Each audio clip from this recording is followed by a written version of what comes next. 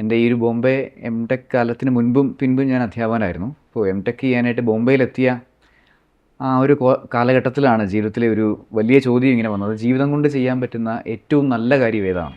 അപ്പോൾ ആ ഒരു ചോദ്യത്തിന് അന്ന് എൻ്റെ മനസ്സിൽ വളരെ വ്യക്തമായ ഉത്തരവുണ്ടായിരുന്നു. അത് ജീവിതം ദൈവത്തിന് വേണ്ടി തന്നെ കൊടുക്കുകയാണ്. ഒരു പുരോഹിതനായി ബലിയർപ്പിക്കാൻ സാധിക്കുന്നത്, ആത്മാക്കൾക്ക് വേണ്ടി പ്രാർത്ഥിക്കാൻ സാധിക്കുന്ന, ആത്മാക്കളെ രക്ഷിക്കാൻ സാധിക്കുന്ന ആ ഒരു വിളിയാണ്, അതാണ് ജീവിതം കൊണ്ട് ചെയ്യാൻ പറ്റുന്ന ഏറ്റവും നല്ല കാര്യമെന്നുള്ള ഒരു ഉറച്ച ബോധ്യം.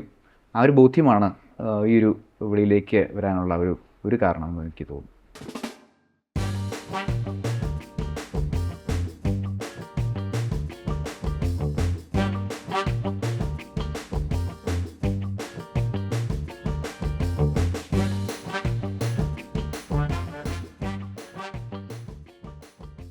അച്ഛൻ്റെ ദൈവവിളിയെക്കുറിച്ച് വളരെ വ്യക്തമായ ഒരു ധാരണ ഞങ്ങൾക്ക് നൽകി.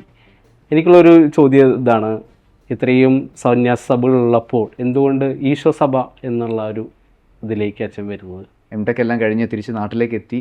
ഒരു വർഷക്കാലം ഡിസേൺമെൻറ്റിന് വേണ്ടി തന്നെ ജോലി ചെയ്യുന്നുണ്ടായിരുന്നു. അതേസമയം ഡിസേൺമെൻറ്റിന് വേണ്ടി മാറ്റിവെച്ചു. അപ്പോൾ പല സഭകളെക്കുറിച്ച് പഠിക്കാനുള്ള ഒരു സമയവും പല സഭകളിലുള്ള അച്ഛന്മാരുമായിട്ട് ഇൻട്രാക്ട് ചെയ്യാനും ചില സമൂഹങ്ങളിലൊക്കെ അല്പനാൾ താമസിക്കാനുള്ള ഒരു അവസരമൊക്കെ കിട്ടി.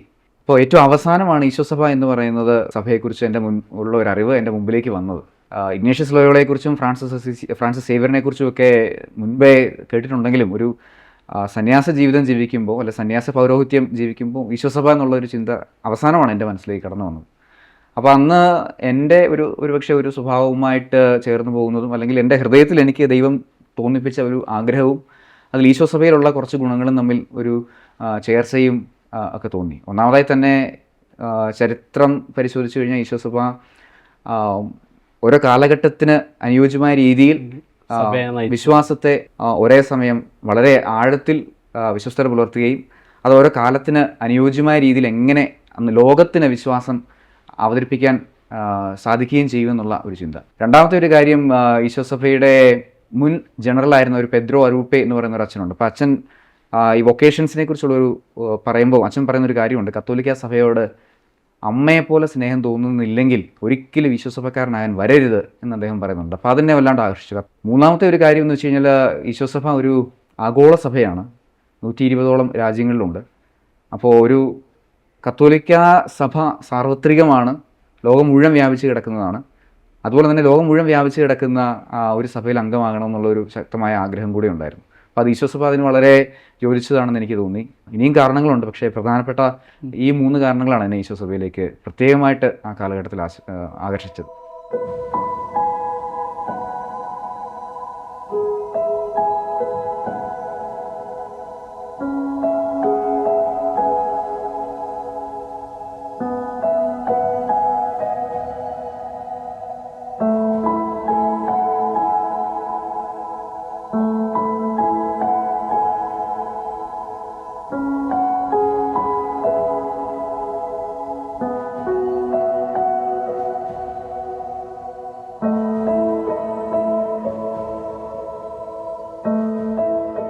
അച്ഛനൊരു സന്യാസ വൈദികനായിട്ട്, ജസ്യൂട്ട് വൈദികനായിട്ട് അച്ഛൻ്റെ പ്രവർത്തനം ആരംഭിക്കുകയാണ്. ഈ അവസരത്തിൽ ഈ സന്യാസ പൗരോഹിത്യത്തെക്കുറിച്ചുള്ള അച്ഛൻ്റെ സ്വപ്നങ്ങൾ എന്തൊക്കെയാണ്? ഈ പട്ടത്തിന് വേണ്ടി ഒരുങ്ങിക്കൊണ്ടിരിക്കുന്ന സമയത്ത് എൻ്റെ ഒരു ധ്യാനഗുരു എനിക്കൊരു ചിന്ത തന്നു. അത് അമേരിക്കയിലുള്ള ഒരു ബിഷപ്പിൻ്റെ, ഒരു കെൻ ന്യൂട്ടനർ എന്ന് പറയുന്ന ഒരു ബിഷപ്പിൻ്റെ ചിന്തയാണ്. Prophets of a future not of our own എന്ന് പറയുന്ന ഒരു ചിന്ത. അപ്പം അതിനകത്ത് പറയുന്നത് ഇങ്ങനെയാണ്, ദൈവം എന്ന് പറയുന്നത് പ്രപഞ്ചം ഇപ്പോഴും സൃഷ്ടിച്ചുകൊണ്ടിരിക്കുന്ന ഒരു മാസ്റ്റർ ബിൽഡറാണ്. അപ്പോൾ ദൈവത്തിൻ്റെ ഈ പ്രപഞ്ചത്തെക്കുറിച്ചുള്ള ആത്യന്തികമായ സ്വപ്നം എന്താണെന്ന് നമുക്ക് അറിഞ്ഞുകൂടാ.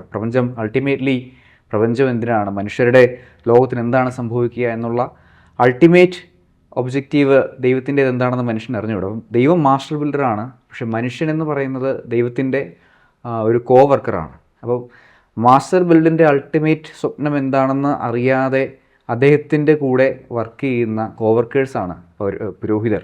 അപ്പോൾ അത് വളരെയേറെ സന്തോഷം നൽകുന്ന, ഒത്തിരിയേറെ സന്തോഷം തോന്നുന്ന ഒരു ചിന്തയായിട്ട് എനിക്ക് തോന്നി. ഇനി വളരെ കോൺക്രീറ്റ് ആയിട്ടുള്ളൊരു ലാംഗ്വേജിൽ ഒരു 21-ാം നൂറ്റാണ്ടിലെ പൗരോഹിത്യം അല്ലെ സന്യാസ ജീവിതം എന്നതിനെക്കുറിച്ച് ഉള്ള എൻ്റെ ഒരു കാഴ്ചപ്പാട് എന്ന് വെച്ച് കഴിഞ്ഞാൽ, ക്രിസ്തുവിൻ്റെ സന്ദേശം എപ്പോഴും ഒരു മേൽത്തരം വീഞ്ഞാണ്, ഒരു പുതിയ വീഞ്ഞാണ്. അപ്പോൾ ആ ഒരു സന്ദേശത്തെ എന്നും ഓരോ കാലത്തിന് അനുസൃതമായി കാലത്തിൻ്റെ അടയാളങ്ങൾ മനസ്സിലാക്കിക്കൊണ്ട്, ആ കാലത്തിൻ്റെ ഭാഷ, കാലത്തിൻ്റെ രീതി, ഇതൊക്കെ മനസ്സിലാക്കിക്കൊണ്ട് ആ ഒരു സന്ദേശത്തെ ഏറ്റവും നൂതനമായ ഒരു നവ്യമായ ഒരു സന്ദേശമാണ് എന്ന് അവതരിപ്പിക്കുക എന്നുള്ള ഒരു വിളി ഇന്നത്തെ കാലത്തെ, പ്രത്യേകിച്ച് 21-ാം നൂറ്റാണ്ടിൽ ഒത്തിരി പൗരോഹിത്യവും സന്യാസ ജീവിതം ഒത്തിരിയേറെ പരിഹാസത്തിനും വെല്ലുവിളിക്കുമൊക്കെ വിധേയമാകുന്ന ഒരു കാലഘട്ടത്തിൽ അത്തരമൊരു വിളിയുണ്ടെന്ന് എനിക്ക് തോന്നുന്നു.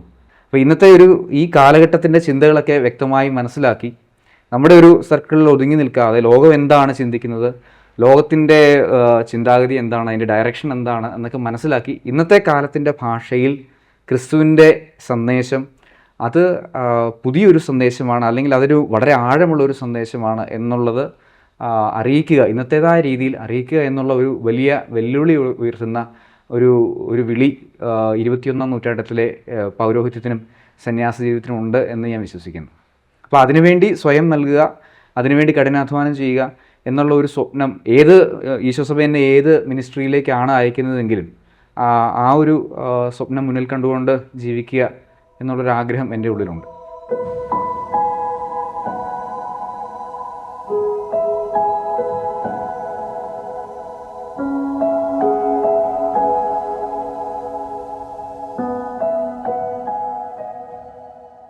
പഠിക്കാനൊക്കെ നമ്മൾ LKG ചേർത്ത് മുതൽ, സൺഡേ സ്കൂളിൽ ചേർത്ത് മുതൽ പുള്ളി തന്നെ പഠിച്ചോളൂ, നമ്മളൊന്നും പറഞ്ഞു കൊടുക്കണ്ട. പഠിത്തം തുടങ്ങിയ മുതൽ പിന്നെ എപ്പോഴും ബൈബിൾ വായന എന്നുള്ളൊരു ശീലമാണ്. നമ്മൾ പറഞ്ഞാലും പറഞ്ഞില്ലെങ്കിലും ബൈബിൾ ഏത് നേരവും ബൈബിൾ രാത്രിയിലൊക്കെ ഇരുന്ന് ബൈബിൾ വായിക്കും. അതെപ്പോഴും ഒരു മാർക്കർ കാണും, അതുകൊണ്ട് അണ്ടർലൈൻ ചെയ്ത്. പിന്നെ ഞാൻ നോക്കുമ്പോഴാണ് ബൈബിളായിരുന്നെന്നോ അതിനകത്ത് എന്തൊക്കെയാണ് മാർക്ക് ചെയ്തിരിക്കുന്നത് ഞാൻ നോക്കുന്നത്. അത് അങ്ങ് പാട്ടത്തിന് അല്ലെങ്കിൽ വീട്ടിൽ നിന്ന് പോകുന്നവരെയേ ആ ഒരു സ്വഭാവം ഉണ്ടായിരുന്നു. ബൈബിൾ ക്വിസിനൊക്കെ എപ്പോഴും ഫസ്റ്റ്, സൺഡേ സ്കൂളിൽ എപ്പോഴും ഫസ്റ്റ്, പിന്നെ പ്രസംഗത്തിനൊക്കെ ഫസ്റ്റ്, അങ്ങനെ വളരെ ആക്റ്റീവായിട്ട് പോയി. SLCക്ക് എനിക്ക് തോന്നുന്നവന് നെടുകുന്നം പഞ്ചായത്തിൽ ഫസ്റ്റായിരുന്നു. മേളിലോട്ടുള്ള പഠിത്തത്തിനും വളരെ എല്ലാത്തിനും ഫസ്റ്റ് എന്ന രീതിയിൽ തന്നെ മുന്നോട്ട് പോയിരുന്നു. ഒരു വലിയ കോച്ചിങ്ങും ഒന്നും കൊടുത്തിട്ടില്ല, ഞങ്ങൾക്ക് യാതൊരു ബുദ്ധിമുട്ടും ഉണ്ടായിട്ടില്ല.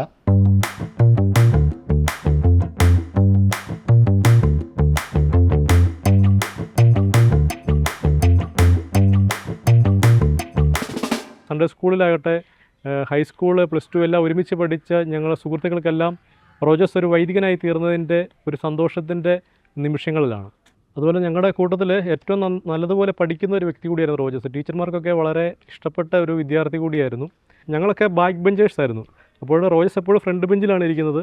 നല്ലതുപോലെ പഠിക്കുന്ന കുട്ടിയായതുകൊണ്ട് തന്നെ ഞങ്ങളെപ്പോഴും ഡിപ്പെൻഡ് ചെയ്യുന്ന ഒരാളായിരുന്നു റോജസ്. നമുക്ക് വ്യക്തമായിട്ട് മനസ്സിലാകുന്ന രീതിയിൽ ഓരോ കാര്യങ്ങൾ, ഇപ്പോൾ ഹോംവർക്കൊക്കെ ആണെങ്കിൽ നമ്മൾ ചിലപ്പോൾ അത് ചെയ്യാതൊക്കെ പോകുമെങ്കിലും പിറ്റേ ദിവസം രാവിലെ സ്കൂളിൽ ചെല്ലുമ്പോഴാണ് ഇക്കാര്യങ്ങളൊക്കെ ഞങ്ങൾ ഓർക്കുന്നത്. അപ്പോൾ പെട്ടെന്ന് റോജസിൻ്റെ അടുത്ത് പറയും, റോജസിനോട് ചോദിച്ച് റോജസ് അത് കൃത്യമായിട്ട് പറഞ്ഞു തരും, എങ്ങനെയാണ് നമുക്ക് മനസ്സിലാകുന്ന രീതിയിൽ ഈ കാര്യങ്ങളൊക്കെ പറഞ്ഞ് തന്നിരുന്ന ഞങ്ങൾക്ക് എപ്പോഴും ഓർമ്മയിൽ നിൽക്കുന്ന ഒരാളാണ് റോജസ്. ഇത്രയും വയസ്സ് 25-26 എന്നാൽ ഒരു IIT MTech കഴിഞ്ഞ് വരുമ്പോഴത്തേക്കും ഒരു വിവാഹം നടത്തണം, ആ ഒരു പ്ലാനായിരുന്നു എൻ്റെ മനസ്സിൽ. അപ്പോൾ പലരും നമ്മളെ അറിയാവുന്ന അച്ഛന്മാർ വരെ ഓരോ പ്രപ്പോസൽ ഓരോന്ന് പറയാൻ തുടങ്ങി. അപ്പോൾ എന്തുവാ പഠിത്തം കഴിയട്ടെ എന്നുള്ള രീതിയിലായിരുന്നു എനിക്ക്. അപ്പോൾ ഞാനെന്നത് മോനോട് പറഞ്ഞു, IITയിലായിരിക്കും ബോംബെയിലായിരിക്കും മോനെ, ഇവിടുന്ന് വരുമ്പോഴത്തേക്ക് നമുക്കൊരു കല്യാണമൊക്കെ നമുക്ക് നോക്കണം, ഇനിയിപ്പോൾ നമുക്ക് വെച്ച് നീട്ടണ്ട എന്നൊക്കെ പറഞ്ഞു. അപ്പോൾ എന്നോടൊരു മറുപടിയും പറഞ്ഞില്ല. എൻ്റെ ചേച്ചി കന്യാസ്ത്രീയെ വിളിച്ച് അന്നേരം തന്നെ പറഞ്ഞു, മമ്മി എന്തൊക്കെയോ പ്ലാൻ ചെയ്യുന്നുണ്ട്, അതുകൊണ്ട് മമ്മിയോട് പറഞ്ഞാൽ ഞാൻ ആ ലൈനിലില്ല, ഞാൻ ഇതുപോലെ അച്ഛനാകാൻ പോകാമെന്ന് പറഞ്ഞു. ചേച്ചി എന്നെ വിളിച്ച് പറഞ്ഞു. എനിക്കതൊരു ഷോക്കായി. കാരണം ചേച്ചി പറഞ്ഞു കഴിഞ്ഞപ്പം ഒന്നും എനിക്ക് പറയാൻ തോന്നിയില്ല. ഞാൻ ഫോൺ കട്ട് ചെയ്തു. പിന്നെ എനിക്കിതെങ്ങനെ ഡാഡിയോട് അവതരിപ്പിക്കും എന്നൊരു ഇതായിരുന്നു. ഞാൻ 2 ആഴ്ചക്കാലം ഞാൻ ആരോടും പറഞ്ഞില്ല, ഒരുത്തരോടും പറയാതെ 2 ആഴ്ച കഴിഞ്ഞപ്പോൾ ഒരു ദിവസം ഇങ്ങനെ പുറത്തിങ്ങനെ ഇരിക്കുമ്പോൾ, അത് സിറ്റൗട്ടിലിരിക്കുമ്പോൾ ഞാൻ ചെന്ന് പറഞ്ഞു, ഞാനൊരു കാര്യം പറയാം, എന്നോട് പിണങ്ങല്ലേ, സമാധാനത്തിൽ കേൾക്കണമെന്നൊക്കെ പറഞ്ഞു. അപ്പോൾ എന്നോട് ചെന്നതാണെന്ന് ചോദിച്ചു. അപ്പം ഞാൻ പറഞ്ഞു, മോൻ ഇതുപോലെ പട്ടത്തിന് പോകാനുള്ള ഒരുക്കത്തിലാണെന്ന് പറഞ്ഞു. അത് കേട്ടത് പുള്ളിക്ക് ഒത്തിരി വിഷമമായിപ്പോയി.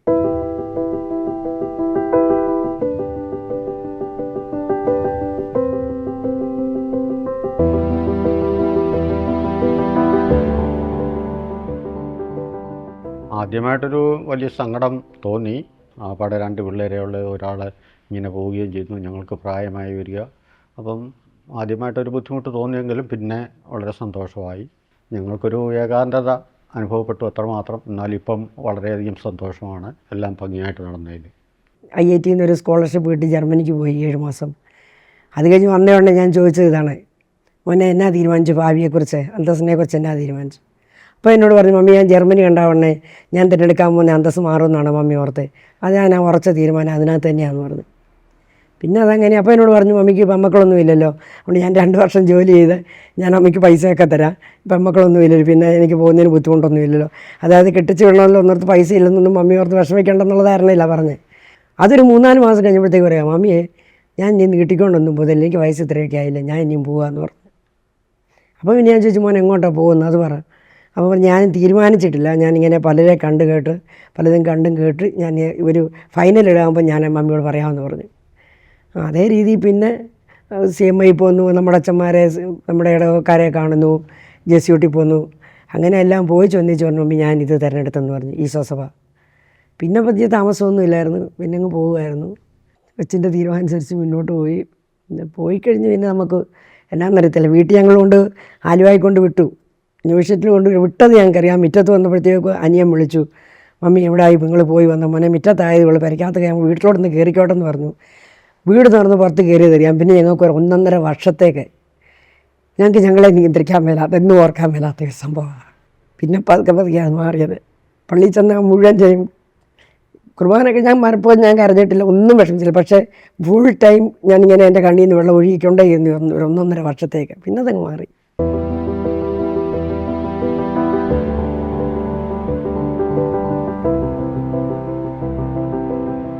അന്ന് പുത്തൻ കുർബാന അർപ്പിക്കുമ്പോൾ പട്ടം കിട്ടി, പിതാവ് മുടിയൊക്കെ മുറിച്ച് പട്ടം കിട്ടി ആ ലോകം കൊടുത്തപ്പോഴത്തേക്ക് ഞാൻ എൻ്റെ ആടെ നോക്കി വെച്ച് പറഞ്ഞു, നമ്മുടെ മോന് പട്ടം കിട്ടി, ഞങ്ങളത് കണ്ടില്ലേ. അതൊരു ഭയങ്കര ഒരു സന്തോഷമായിരുന്നു. കാരണം ഇതിനു വേണ്ടി മാത്രം വെയിറ്റ് ചെയ്യായിരുന്നു ഈ ഒരു 10 വർഷം. ആദ്യത്തെ ആ ബുദ്ധിമുട്ടെല്ലാം മാറി, ഈ ഒരെണ്ണത്തിനായിട്ട് ഞങ്ങളെ കാത്തിരുന്നു, അത് ഞങ്ങൾക്ക് സാധിച്ചു. പിന്നെ ഞങ്ങൾക്ക് അടുത്ത നിമിഷം മരിച്ചാലും വേണ്ടില്ല എന്നുള്ളൊരു സിറ്റുവേഷനായിരുന്നു അന്നേരം അങ്ങനെ ഉണ്ടായിരുന്നത്. കാണാൻ സാധിക്കുമോ ഇല്ലയോ എന്നൊരു ഭയം ഉണ്ടായിരുന്നു, എങ്കിലും വളരെ സന്തോഷം തോന്നി. ഞങ്ങളുടെ ജീവിതത്തിൽ എല്ലാം അത്ഭുതങ്ങൾ തന്നെയാണ് നടന്നുകൊണ്ടിരിക്കുന്നത്, എല്ലാം ദൈവാനുഗ്രഹം.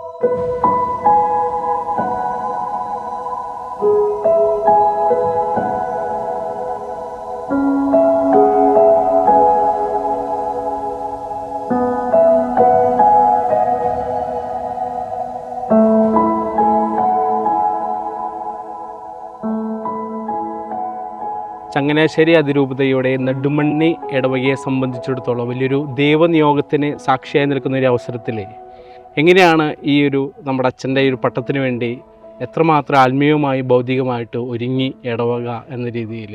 ഇടവക ആണ് ഈ പരിപാടി മുഴുവൻ നടത്തുക.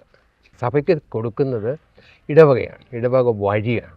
അപ്പോൾ ഇടവകയിലെ എല്ലാവരും പങ്കുചേർന്ന് എല്ലാവരും ഒത്തൊരുമിച്ച് അവരുടെ പുത്രനെ പിതാവിന് സമർപ്പിക്കുന്നു, സഭയ്ക്കും സമർപ്പിക്കുക എന്നതായിരുന്നു ഞങ്ങളുടെ നിയോഗം. അത് ഞങ്ങളെല്ലാവരും കൂടി ഒരുമിച്ച് നടത്തി.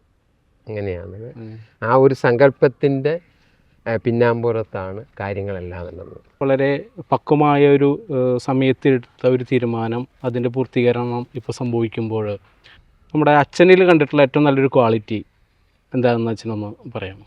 ജസ്യൂട്ടുകളുടെ മുഖമുദ്ര എന്ന് പറയുന്നത് ഉന്നതമായ ചിന്തയും ലളിതമായ ജീവിതവും. അച്ഛനിവിടെ വന്നപ്പോഴും പറഞ്ഞ അച്ഛാ പട്ടൻ ലളിതമായിട്ട് നടത്തിത്തരണം, ലളിതമായി നടത്തിത്തരണം, ആഡംബരങ്ങളൊന്നും ഒഴിവാക്കണമെന്നില്ല, സാധിക്കുന്നിടത്തോളം. അത് മാത്രമേ എനിക്ക് അച്ഛനോട് പറയാനുള്ളൂ. അപ്പം അതാ ചിന്തയുടെ അസൽ ജസ്യൂട്ട് ചിന്തയുടെ ഒരു പതിപ്പാണ്. ഉന്നതമായ ചിന്ത, വളരെ ലളിതമായ ജീവിതം. അത് അച്ഛൻ ആദ്യമായിട്ട് തന്നെ ഞാൻ മനസ്സിലാക്കിയിരുന്നു, അച്ഛനിൽ അത് ഉണ്ടായിരുന്നു. അപ്പോൾ അങ്ങനെയുള്ള ഒരു വ്യക്തിത്വമാണ്, സഭയ്ക്ക് വളരെയേറെ പ്രതീക്ഷ നൽകുന്ന ഒരു വ്യക്തിത്വമാണ്. ഏതെങ്കിലും തരത്തിൽ എവിടെയെങ്കിലുമൊക്കെ നമുക്ക് ദൈവത്തിൽ അദ്ദേഹത്തിൻ്റെ ഭാവിയെപ്പറ്റി നമുക്ക് കേൾക്കാം എന്നുള്ളത് തീർച്ചയാണ്. റോജസ് അച്ഛൻ്റെ തിരുപ്പട്ടത്തിലൂടെ ഇനി ഒരുപാട് ദൈവവിളികൾ ഉണ്ടാകുവാൻ ഈ ഇടവകയിൽ നിന്നുണ്ടാകട്ടെ എന്ന് ആശംസിക്കുന്നു, പ്രാർത്ഥിക്കുന്നു. താങ്ക് യു അച്ഛാ.